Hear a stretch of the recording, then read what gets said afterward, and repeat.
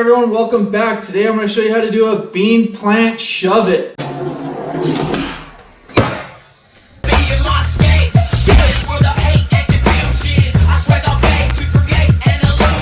Alright, so a bean plant hand shove it is super easy to do. First you have to learn how to do bean plants, which are really easy and simple. I'm goofy position. All you have to do is use your right hand, grab like a roast beef, take your front foot off, literally just lift up, your knee up, lift up, and then jump. And that's a bean plant. Super easy and simple to do.